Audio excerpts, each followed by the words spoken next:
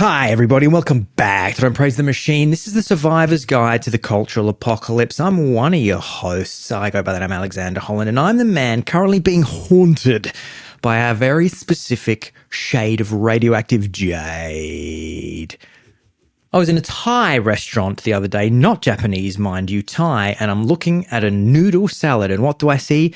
A dusting of a very familiar green powder and a very familiar word on the menu. I go to a bakery for a croissant an hour later, and my croissant's leaking a green slime. I see a girl walking down the street holding something called a strawberry matcha cloud latte. We are living through the matcha coup d'etat. It's a $9 cup of liquid grass that tastes like the bottom of a lawnmower, but it doesn't matter because that green, that radioactive Shrek green, it's visual catnip for the algorithm. Today we're asking the question, are we simply consuming tea or are we consuming identity markers? Are we signaling that we're optimized, that we use Notion, and that we have a 6 a.m. sunlight ritual?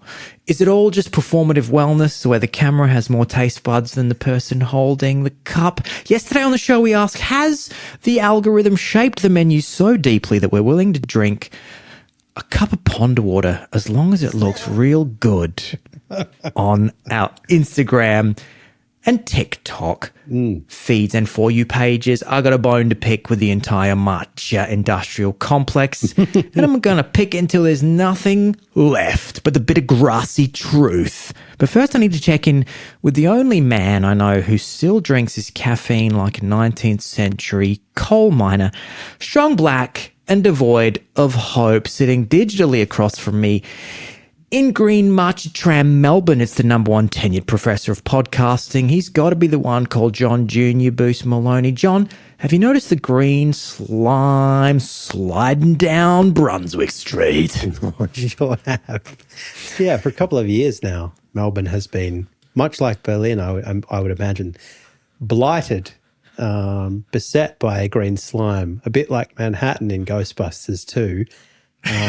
Everywhere you go, there's a thick layer of radioactive green, and it's laying waste to otherwise delicious products. It's nullifying the flavors that I knew and loved. I can't get a bit of cheesecake without getting grass on it. What's going on? Help me understand. Where's this come from? And why are people so obsessed? Yeah, so the reason that I wanted to do this episode, I first started really getting matcha in my face about this time last year.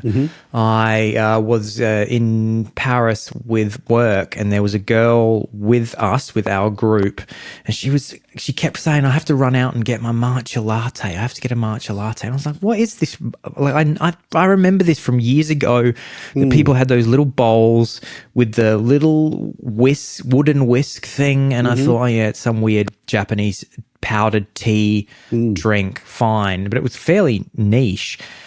And then suddenly she's like, yeah, I have to go out and get a matcha latte. And I was like, I better try this and see what it is. And I got one. I was like, it just tastes like hot tea and milk, and it's fine, and I don't get it. And then literally over the course of the last year, I went to an event on the weekend, and and all the cakes were matcha cakes. And then I went to a restaurant, as I alluded to in the intro, a Thai restaurant, and like the noodle salad had matcha in it. And it made me realize how when food trends really hit, that if you own a business, you just need to get it on the menu because it works. And it's just crazy to think that some chef in that Thai restaurant was just like, oh, well, we need to make money here. So, because I mean, the Thai salad didn't taste anything like. No. But obviously, like, who the fuck wants to eat a tea salad? Do you know what I'm saying? Do you know what I'm saying? I talk about tea salad. Nobody wants that. I do. Do you agree? Do you agree? No more bullshit. No more bullshit. Yeah, I totally agree. I don't like the taste of matcha, and I've tried it a couple of times. I think I had some macarons a while ago, and I was like, well, I've let myself off the hook, given myself a nice Friday afternoon treat, and now it just tastes like I've eaten out of the sand pit because I can't. It's so umami and clay-like that It's very umami, yeah. And it is, you're right. It's people say earthy, but I think they're just saying what always makes me laugh Tastes quite like a lot dirt. about yeah, there's a dirt. What always makes me laugh about tea drinkers, because I've watched quite a lot of tea content on YouTube, because you know, I made fun in the intro there. It seemed like I was pointing the finger at other people and saying that they use Notion and have a 6 a.m. ritual. That is me. I have I'm reading my notes for the podcast off Notion, off my Notion dashboard, and it is currently 7, and I did wake up at 6. But so I have consumed quite a lot of tea. The sliver of weak German sun this time of year to sun your perineum. And that's right. It's very. I'm getting very poor perineum vitamin D right now. Gonna move back to Adelaide for that 46 degree perineum sun. That's gonna real burn a hole right through me. You can probably get Matcha sunblock for your scrot. You fucking absolutely could. You absolutely could. So I consumed a lot of tea content, and what always makes me laugh about tea enthusiasts is that they've come up with words to describe the taste of tea because they don't want to use the word grass, which always makes me laugh. So they say things like it's very earthy, or I think you pronounce. I've never heard it pronounced. I've seen it written. I think it's either vegetal or vegetal. Yeah, I don't know how to say it either, but I say vegetal. It's very vegetal. Yeah, it's true. Which just means, it tastes like I'm eating leaves because I fucking am. It tastes like grass. Yeah. And so nobody wants to have a YouTube channel where they say what types of grass they like drinking, because people would go, well, hang on. Yeah. Nobody likes the taste of grass. Why are you drinking grass? This isn't cow TikTok. What's going on here? I need 4 stomachs. I put my... Thank you very much, but I like my appendix being out of commission. I don't want to have to have that jump back in and start having to do a little work again. I don't want to have to wire this baby up again. Yes, it's interesting, isn't it? And it's, as you alluded to in the introduction, it's part of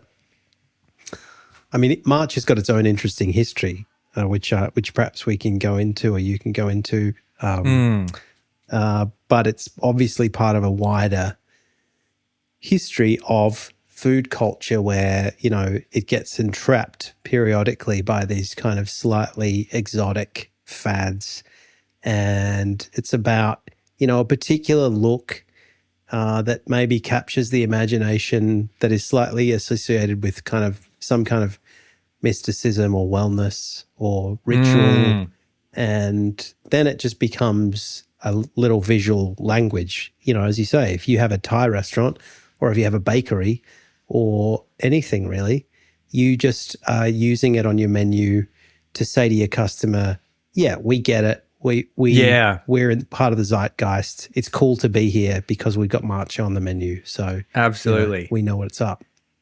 Yeah. So for anyone who's been living under a rock, bit about just a little quick primer on what matcha is. It's a powdered green tea from the Camellia sinensis, if I could use my green tea Latin, and it's part of traditional Japanese tea culture. Okay. We got notes of earthy, it's high chlorophyll, a little bit vegetal, grassy, and it's now become a multi-billion-dollar industry, projected growth through to 2028, and you are seeing it everywhere. Lattes, bubble tea, pancakes, mousse, noodles, cakes. I've been seeing it even in beauty products there.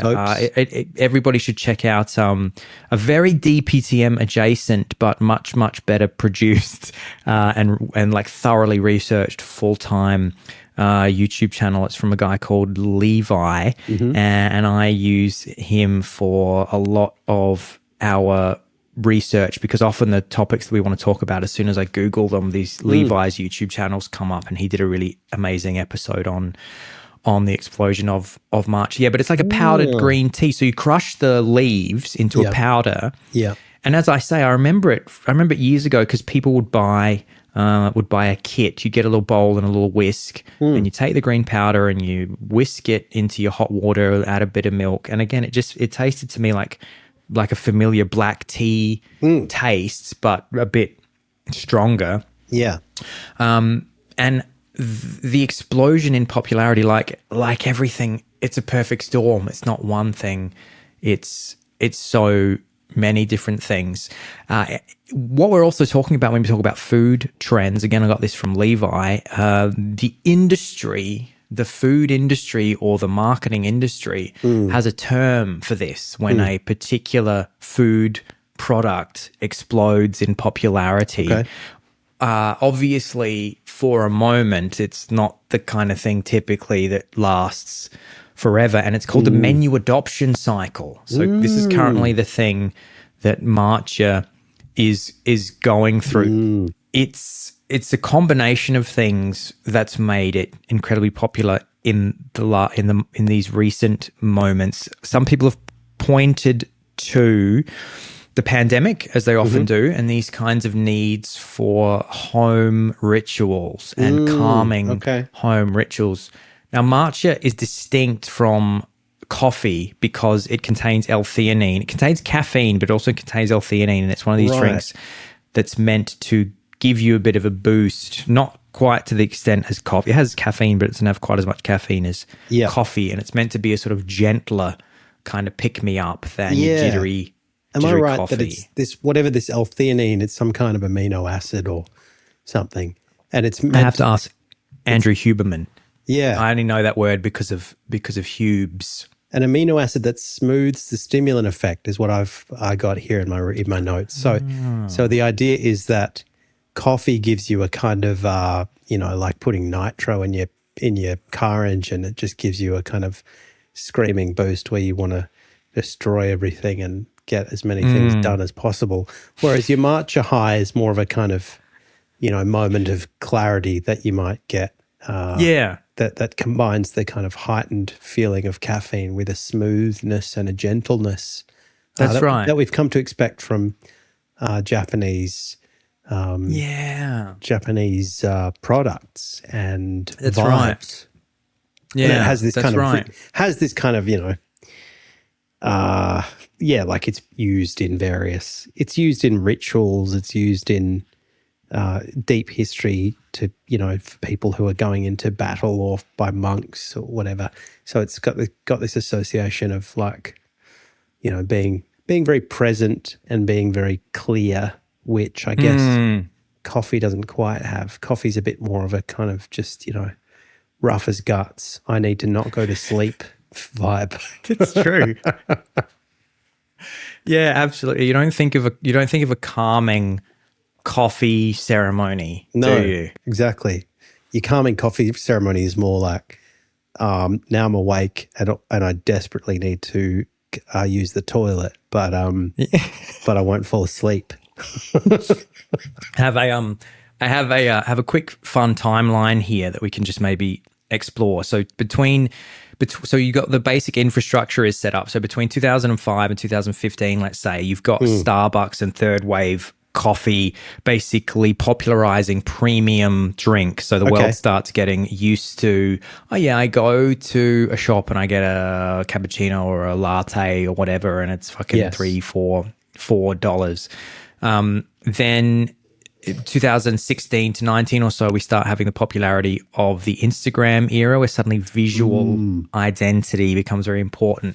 And this is key to matcha because matcha is not beige. Beige does not sell. Matcha is visually striking. It's a distinct green and a unique green. I mean, look, we've all been drinking coffees for the last God knows however many years. It's been that dark brown liquid, and then suddenly you've opened your Instagram app, point it at the cup, and it's a Shrek green. I mean, that's gonna pop. Exactly, that's gonna pop. Yeah, and that's partly, as I understand it, because it's made from the whole leaf, but also that the leaf is covered in protected from the sun whilst it's growing, or in fact shielded from the sun, which has the effect of kind of boosting for the last maybe month of its life, boosting the chlorophyll because it's got to jack up the chlorophyll to try and, you know, get that green. get the nutrients from what little sun it's getting.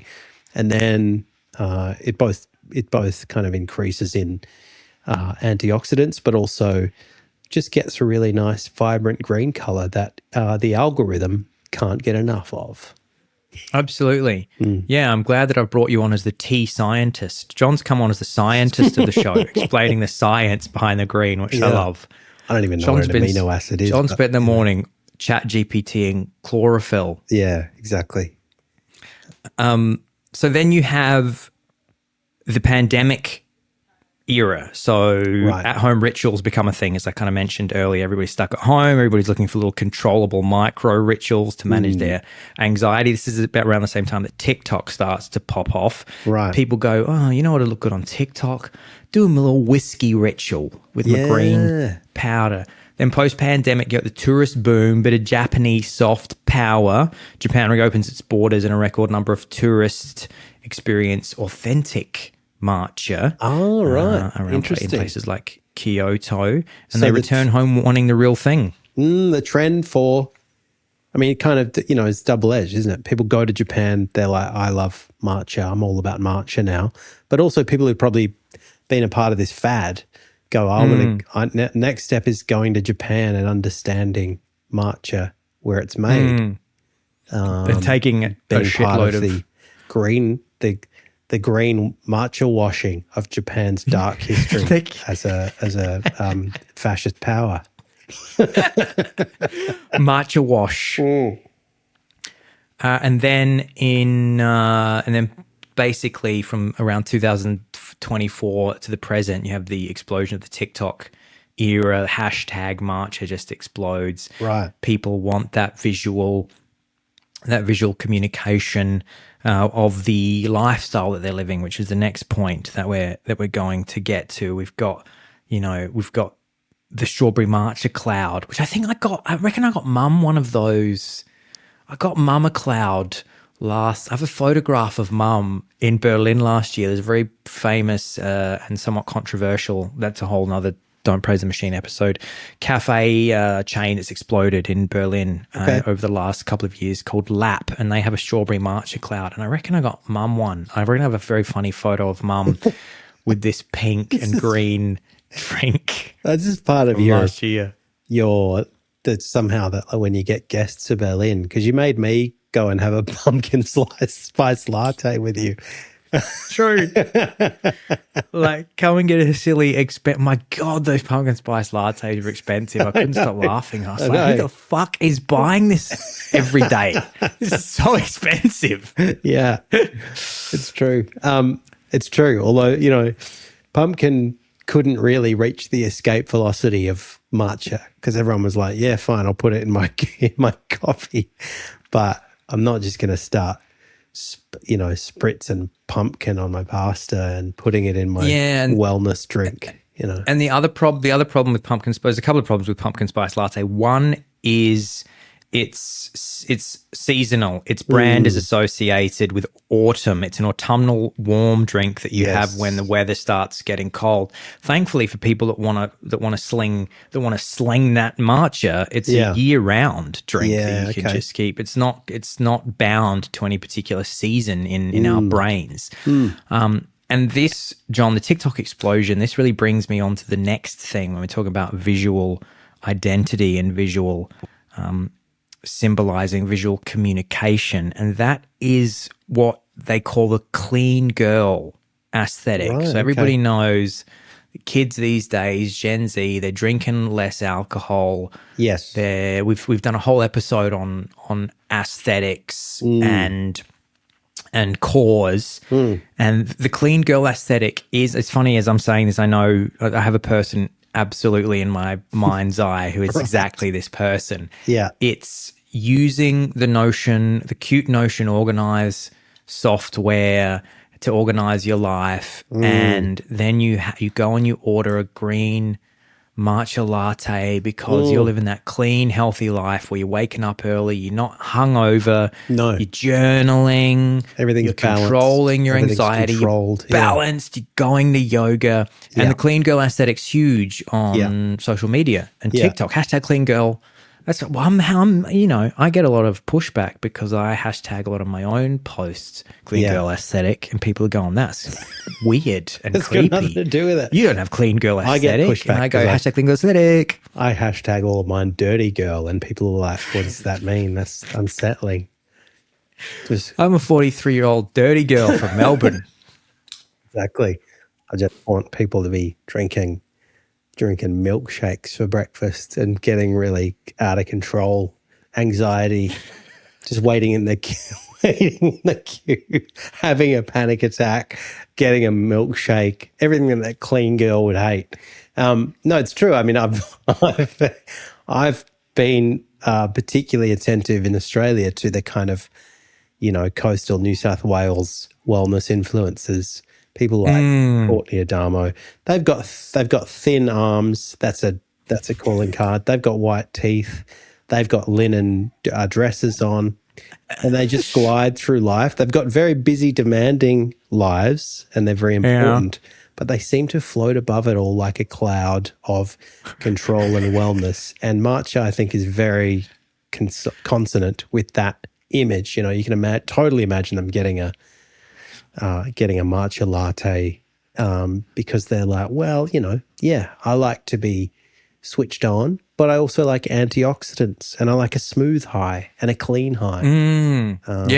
Whereas I'm more just like pouring coffee into my face and mixing it with my tears, and that's my morning drink. John drinks conservative Black Rifle coffee. I only know Black Rifle coffee because of a bunch of podcasts over the years. Do you know Black Rifle coffee? Black Rifle coffee is a coffee brand from the United States by, I think he's like a former Marine or something, but it's marketed as like the patriotic conservative coffee. Yeah, okay. Black Rifle. The libertarian's coffee of choice. Yeah, exactly. It's like the get up early. I think they even say stuff like this is the kind of coffee for people that work really hard and then, and take care of their families. It's like the opposite of matcha. We should do a Black Rifle coffee episode. Totally that's going in the notes. But John, this also made me think of something we've mentioned on the podcast before. When you and I had the pleasure of being at your brother's wedding in New York some years ago, one of the things that we noticed that is very different to certainly Berlin, I was like, man, this city is just full of people drinking from clear plastic cups with different colored liquids in them. Like everybody was walking around with plastic cups from takeaway drink places so that you could see the color of massive ones. And I was like, why? Nobody's got a paper cup. Like all the cups are clear, huge clear cups. Yeah. And you just, at first I didn't really think anything of it, but you realize it's very deliberate. It's very deliberate that the companies do that. And it's because they know something that the people buying the drinks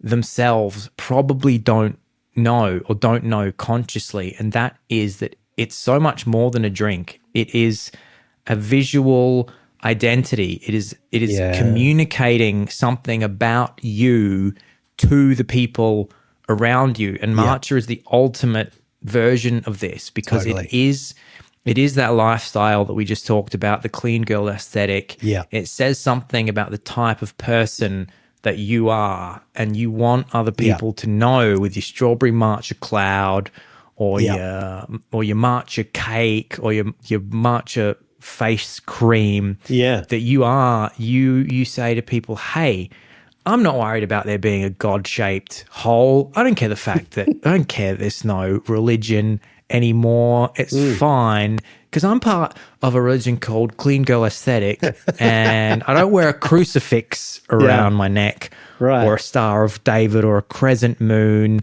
or a hijab. What I have instead is a cup of green, a translucent cup of green, and you know who I am and you know my tribe and you know what I'm all about. It's true.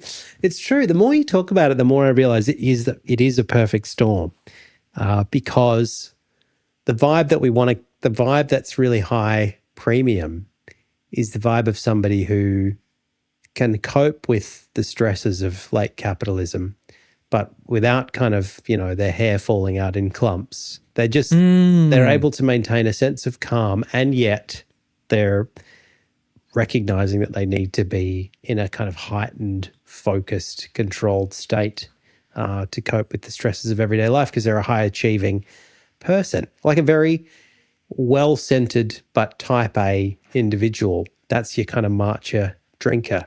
They don't want to drop out and check out and just kind of collapse on the floor. But They're not like they're not like they're not like wastoids, or Exactly. they're not punks. It's a punk is like I reject society, Yeah. and I live in a squat and drink beer and beg for change on the street. But they're Exactly. also not they're not Patrick Bateman. They're not Exactly. like corporate ladder climbers. They're not tech billionaires, but they use tech. They have a MacBook. We haven't mentioned That's right. MacBooks. Of Yeah. course they have a MacBook. Matcha This is just and me, MacBooks. by the way. This is me. I This think whole thing, I'm like, they're like this, they're like that, and I'm just like, this is all me. I'm getting up early. I've got Notion. I have 7 MacBooks here. you need to be into it. I mean, this is the thing. If it tasted better to me, I probably would be into it.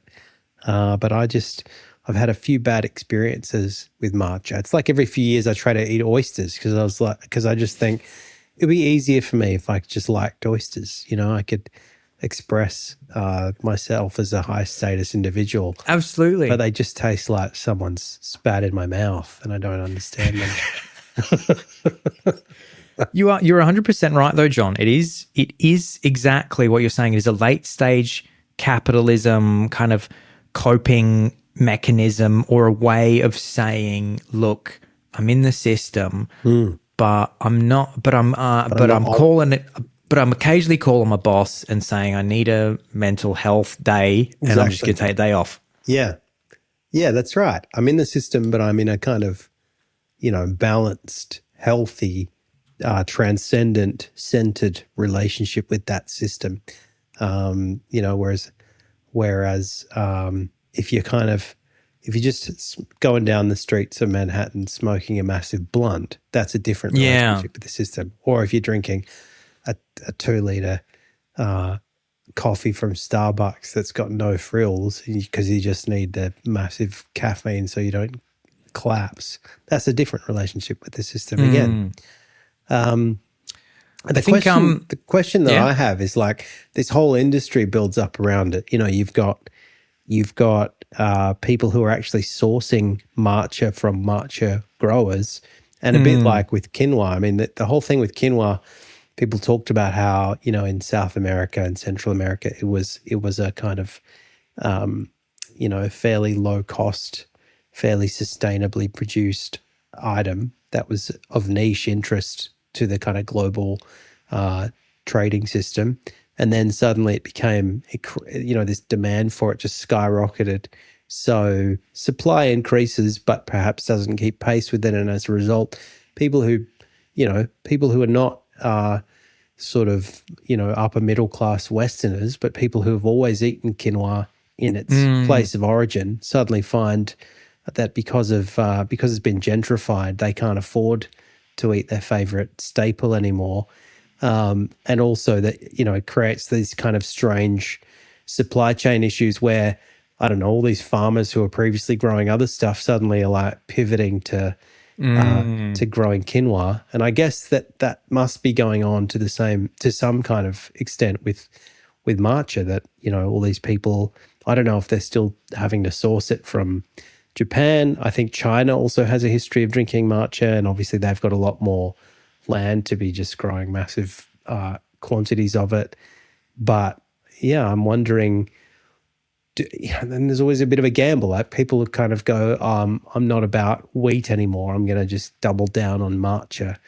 Then maybe the year after they plant all their matcha crop, the matcha craze ends and they're out of pocket. It's a bit like, winemakers who have to try and predict, well, what are people going to want to drink in huge quantities 5 years from now, or 10 years from now. And sometimes they get it wrong and they have a massive glut, I stopped growing matcha. I just built a Labubu factory on the field. Exactly. That's right. It's probably also worth mentioning that this kind of wellness thing is more targeted at women. So like clean girl aesthetic, obviously the world girl is in the title. Men do drink matcha, but I think if you look at it's coded. It's more kind of female coded. So we're talking clean girl aesthetic, soft productivity, performative balance. As we've kind of mentioned. Whereas you would say male coded status perhaps shows up more in things like tech, fitness, finance. And somebody's on my notes. Black coffee. Jet black coffee, exactly, like hustle culture. It's funny because the male equivalent is also like very productivity and ritual based as well. They're not entirely dissimilar. They're just kind of different approaches. Like the morning. I'm thinking of the different morning rituals. I'm thinking of like clean girls getting up, journaling. Men would journal as well, but I'm thinking journaling. I'm thinking check your Notion dashboard for the day, have a green latte, greet the sun, do yoga. Whereas protein. Men are cold shower, go to the gym, lift heavy weights, eat a bunch of meat, eat a bunch of protein, and listen to a podcast at double speed from the manosphere. Yeah, it's true. It's true. I mean, there's definitely Check Twitter.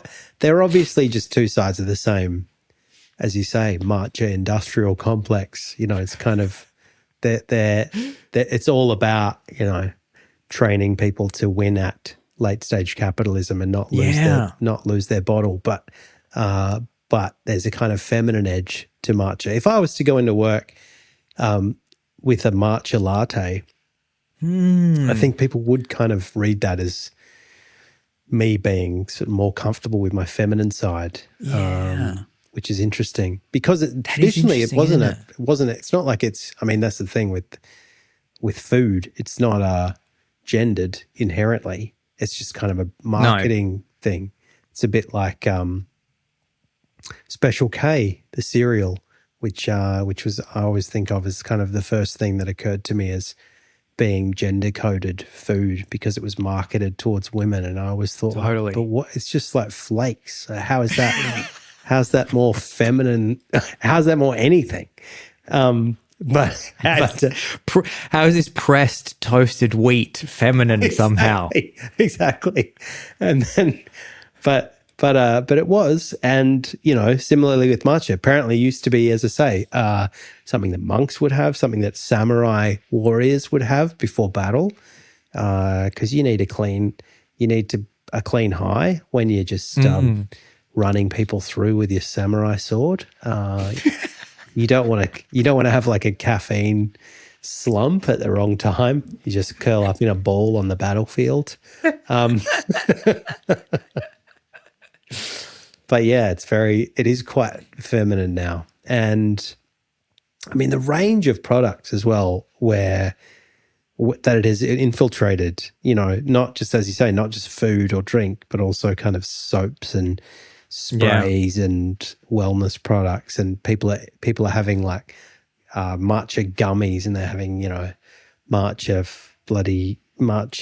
skin rubs and whatever. And you just think like there is also a risk of implosion here if you overexpose matcha. Then at what point does it become kind of slightly naff and cringe? Well, I mean, slightly that'll happen. chopped and unk, if I may. So it's slightly chuggy chopped and chubby chopped and unk. It's chuggy chopped and unk, as we say here on the podcast. Yeah, obviously the menu adoption cycle, the trend thing will end, and then there'll be a next thing, and we'll have to talk about it.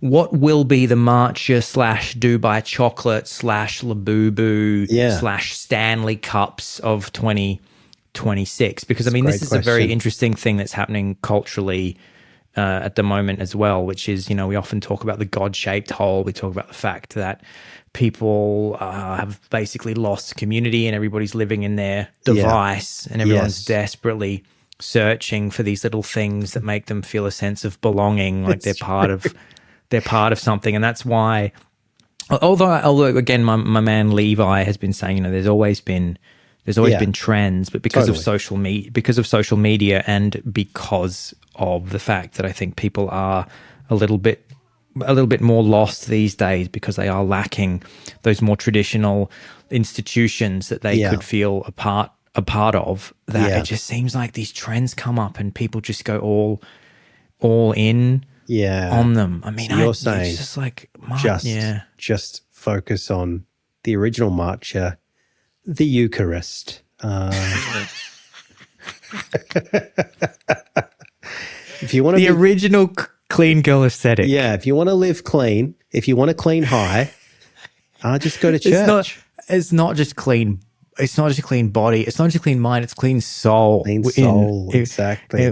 When you're walking with our Lord and Savior Jesus Christ, He loved the clean. I don't know how much L-theanine is in the host. Yeah, is in that wafer. Question. Yeah, I mean, now we're getting into transubstantiation. That's a whole other issue. You know, do people with gluten intolerance still have to have the Eucharist? I don't know actually what the answers to those questions there must be gluten. Is there gluten-free hosts? There must be, I think. I'll have to ask. Yeah, great question. But just staying with Matcha for a second. I mean, it's funny because I was, as I do, listening to Seinfeld to go to sleep. Yeah. And they have kind of discussions from 30 years ago about sort of trendy menu foods. Like George is saying how, you know, pesto was nowhere 10 years ago and now it's everywhere. And then in another episode, they talk about salsa being this kind of number one condiment in America. Salsa, because people love to say salsa. People love to say salsa. And now, you know, like salsa and pesto just seem like kind of totally unremarkable staples. They've kind of faded into the pantheon of regular staples that you might have in pasta with pesto. You might have, you know, something else with salsa, but nobody thinks of them as kind of markers of trendiness anymore. And maybe that's what happens with matcha. It just kind of settles into a permanent place as a sort of, you know, like as a something that people have, but just becomes kind of less interesting. And then the ground is ceded to something else, I guess. I don't know. I mean, who the hell knows what that could be? It's funny, you've made me think. I remember thinking about food trends that came during my lifetime. I remember growing up as a kid and it was just hot chips, fish and chips, hot chips. And then suddenly people were saying, no, we're going to get a big bowl of potato wedges and we don't have them with salt or vinegar or even ketchup. We have them with sour cream and sweet chili sauce. Yeah, it's true.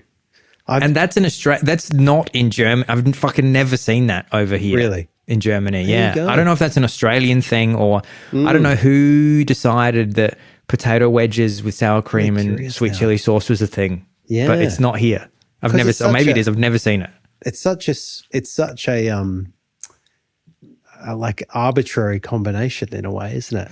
But it does sort of, there is a certain logic to it. You've got the hot and the sweet of the chili and then the sour and the coolness of the yogurt. What's that aesthetic, John? What's that personality that you're expressing on TikTok and Instagram when you're eating potato wedges with sweet chili and sour cream?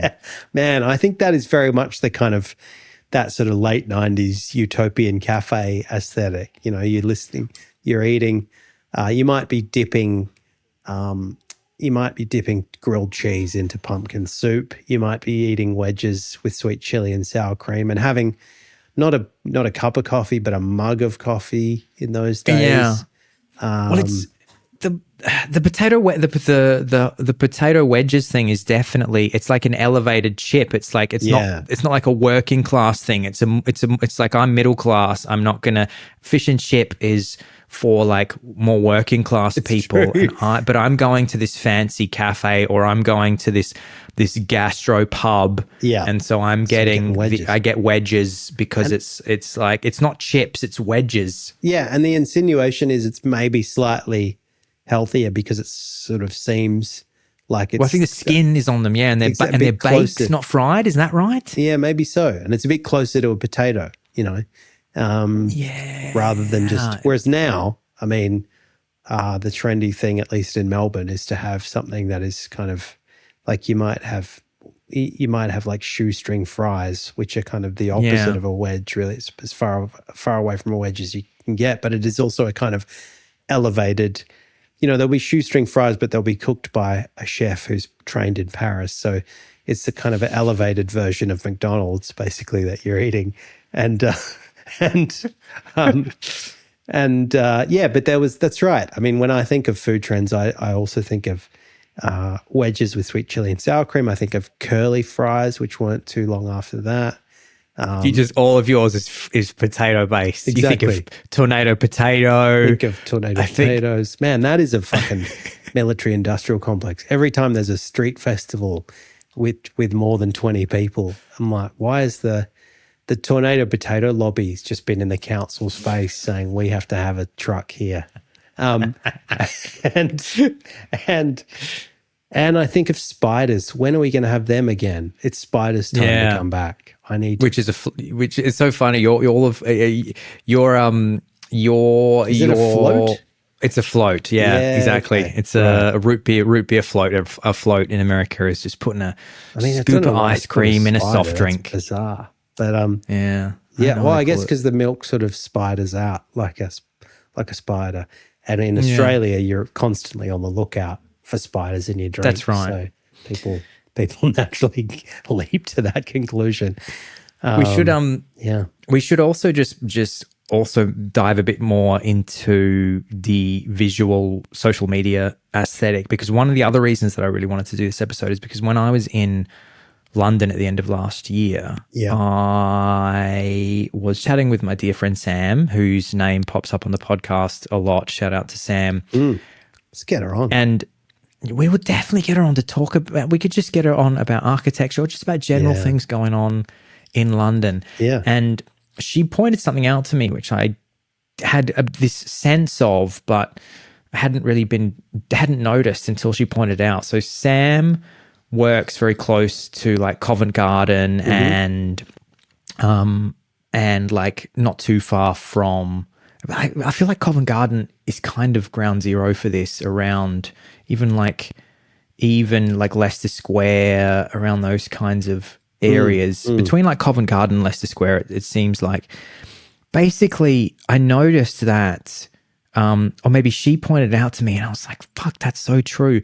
There's all these tiny little shops with beautiful shop fits, and there's always tourists, mostly, lined up out the front of them. And I was like, what is all this? And it's like, it's all the same products. It's like bubble tea, cookies, cupcakes, cloud matcha lattes, donuts. Yeah. And Sam said, it's this kind of explosion in these little bullshit stores that sell food that just looks amazing on Instagram and TikTok.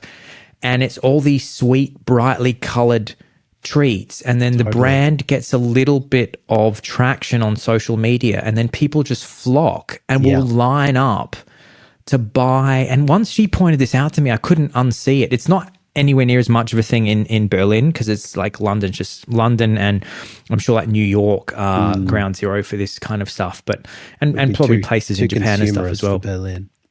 Yeah, exactly. We get a bit of it, but I had just never seen anything like it. And as I was walking around, like Seven Dials in London, all the streets that kind of come off Seven Dials and around that area, there's these tiny little shops and just lines up around. And then you look and people come out of the shop and they're just holding the product and aiming their phone at it. And I was just like, this is So the- crazy. This is like a strange hypnosis that everybody's under. Yeah. And obviously that's part of the, it's totally self-perpetuating, right? Because, you know, people want to go so they can take a photo of themselves eating this aesthetically beautiful food. But every time they do that, you know, a lot of them are tagging the place they're boarded at. And so it's That's just right. driving more people to go to them and do the same thing. And I'm just looking at Dubai chocolate. I still don't really understand what it is. Yeah, me either. But it has the same sort of, it has a lovely look to it, a very distinctive look to it. That's important. And Yeah. a kind of, Matcha wouldn't have exploded. Like I said, Matcha, perfect storm. It's green. It wouldn't have worked if it's just, it's white. Yeah. Matcha's white. yeah, exactly. It just dissolves Dubai into chocolate? dissolves into your drink and it's clear. So Dubai chocolate, again, I don't really know what it is, but it looks very kind of luxurious. And it also has that sort of muddy, sort of earthy green color, which might be pistachio. I'm not really sure. Might be something else. I think it is. Yeah, okay. But because I was going to say, you know, when you were talking about predicting what's going to be the next matcha, I've always felt that Vegemite is due a bit of a fad status because when I got sick recently because of my daughter bringing home exotic bugs from childcare, and so I couldn't eat much for a couple of days.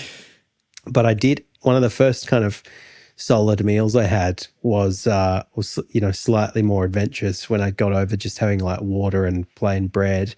Was I had a cheese and Vegemite sandwich in white bread, and I was like, man, this is good. And then I thought, you know, Vegemite, it's a bit challenging. It's very high in vitamin B. It's kind of you know, it's got a bit of novelty value, and it's very umami. I can imagine it being used in sort umami. of pasta, like imagine having a pasta sauce, except instead of pesto, you've just got flavored with Vegemite. The main problem is that it looks like kind of black tar. It doesn't have any appeal aesthetically. Bong resin. Yeah, exactly. It looks like bong resin. That's right. And I mean, if anything, its ugliness would have to be a kind of selling point in itself. And I mean, that can work, but it probably has less longevity than something that's kind of visually beautiful like a matcha. But I'm you know, an old-fashioned patriot. I want to see Vegemite in people's drinks. I want to see it in people's face Vegemite creams. cloud. Vegemite cloud latte. Yeah, that's right. So I don't know. Maybe that could be up there. Or obviously, I think there's lots more to be done with fries. You know, I think, why did we stop at wedges and curlies? Surely there's more going on there. John's just like, yeah. What other food trends? There was hash browns, wasn't there? And then, exactly. and then there was jacket potatoes. Yeah, and then there was Rusty, and then there was there was latkes. Yeah, exactly. And one thing I've loved, which is probably worth its own episode at some point, is Tyra Banks's life as an entrepreneur selling hot ice cream. Have you heard about this? She's got a strange store called Smize and Dream. I don't really know what that means. And one of the flagship stores is in Sydney. And I think she probably spent some time living in Sydney to work on this business. And the main thing they sell is what she's calling hot ice cream. And nobody really knows. And there's all these articles being like, but what is hot ice cream? And, you know, she does these AMAs and people are like, so is it a milkshake? She's like, no, that's quite offensive. It's not a milkshake. Is it fried ice cream that you might get at a Chinese restaurant? No, it's not. It's just hot ice cream and you got to taste it to believe it. And then somebody went to Smize and Dream and, I don't know, did some documenting and reported her to the food regulator in New South Wales because there's a legal definition, of course, being Australia, were completely overregulated. There's a legal definition of ice cream in New South Wales, which hot ice cream did not meet because of its hotness. So she has to now refer to it as Smize cream. So there you go. She tried to fill the emerging matcha-shaped hole, and came a cropper, but it'll have to be something else, unless she really doubles down. And I guess we're coming into winter in not too long, so maybe hot ice cream will have a moment in the for the broader Australian public this year. I'm certainly still willing to give it a go. I think that the next food trend will probably also have a bright coloured visual symbolizer, visual communication. So, I think if you worked for, I feel like if you were part of some, if you were part of like a farmer's guild in the United States, or an industry, in much the same way that there's a rich history of like the Florida orange growing concern in the US, getting their lobby groups to meet with politicians and then deciding okay, we're going to do this like psyop to convince people that they should be drinking orange juice for breakfast because it's healthy, because then we can shift all this surplus orange that we have. Totally. I feel like if you were in that position, if you were part of some sort of industry that needed to shift a ton of product, that you could definitely come up with a marketing campaign where you say, the famous ones in the US, like cheese, of course, and the dairy industry in the US. But yeah, you could be like, I don't know, pick some really dull fucking product in the United States, some like root vegetable, and then just do some like marketing campaign where you pay a bunch of influencers to say, oh yeah, Brussels sprout. Well, Brussels sprouts are green. That's a bit the same, but some sort of food Carrot. that, carrot. Exactly. Carrot would be a good one. Like orange would be a good one. Well, saffron has had a kind of, various peaks and troughs as a luxury food, and I guess it's kind of seen as a bit dated now. But maybe for boomers, having a sprinkling of saffron on your pasta was seen as an unbeatable marker of class, and that's turmeric's a big one too, which is very true. And that visualizer, that visualizer is so strong that you cannot get it off your clothes and hands. As I found out, because I cook with a lot of it. True. Well, try getting Vegemite off your clothes and hands. I've tried, and it's harder than you might think. But yeah, I mean, you're right. And you also want something, paradoxically, which is not, the flavor of which is not that interesting, because the more interesting it is, the more people will get sick of it. They'll be like, that's quite a resting, dominant flavor, which I'll enjoy for a while. But the beauty of matcha is that it can just hover in the background as a subtle flavor. And you can put it in cheesecake, you can put it in pasta, you could put it on rice. You could put it on you could put it on wedges. That's a great point, John. That's a great point. Because in the salad and cake that I had, that was matcha salad and matcha cake, you couldn't taste it at all. Yeah. And so this is the other thing about matcha, which is amazing, is you can just color something green and say, oh yeah, this is a matcha that, and people will just eat it and go like, yeah, I guess it is. Whereas if you were like trying to push fucking truffle oil and everybody just like, oh fuck, I can't just keep having truffle oil, truffle oil cloud lattes. Exactly. It's just a glass of trans fats. I don't need it anymore. And it's Friday night. I think I'm entitled to a little treat, so I'm going to get on Uber Eats and order the most matcha thing I can find. I might see if I can get a matcha ice cream sandwich.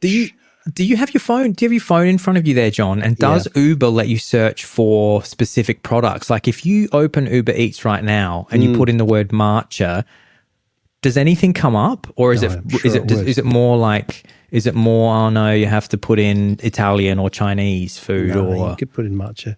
Look at this matcha. So matcha's come up with the cookie dough company has an iced strawberry matcha. McDonald's has a medium iced matcha latte. Gongcha matcha latte. Royal Stacks, which is a kind of American chain, has banana cream matcha. As I'm going down the list, I got strawberry As matcha you- tiramisu. As you go, you're just clicking add to each one of Exactly. these. I'm gonna see if I can be the first person to get matcha poisoning. Matcha lattes. There's a lot of obviously drinks, but then there's matcha cookies, matcha balls. Who knows what that Yeah. is? Like the mochi balls. Matcha panna cotta. No thanks. Iced strawberry iced strawberry matcha cheesecake. There we are. Yeah. Melbourne's go-to matcha Basque cheesecake. Wow. Lots of matcha cheesecake. Signature matcha miso. I mean, miso is another one which is kind of fatty. Matcha Basque separatist cheesecake. Exactly. The old matcha Basque separatist. Politics and matcha and cake together at last. Yeah. So yeah, there's definitely, if you're someone who is just a real matcha freak, yuzu matcha bingsu, I'm going to get that probably, just to see what the fuck it is. Why is everybody always talking about matcha? Matcha, matcha, matcha. matcha. That's great. There's the Man. title. There's the ep title. Thank you so much, everybody. As we always say, if you've enjoyed the episode, it makes a big difference if you share it with a friend or a family member. Maybe you've got a friend. You definitely have a friend who's trying to push that clean girl aesthetic and it's really getting on your tits. You're just like, man, you are becoming insufferable. This is the episode to send to them, and you'd say, why? I bet you didn't know that this is why you're really into matcha, but these two fellas are gonna explain it to you and make you reconsider. I'm going to ruin it for you like they ruin everything. And it would be great if you could share the episode with a friend or family member. We always give you the 5 seconds to pause and hit that share button right now. Mama, mama, mama, mama.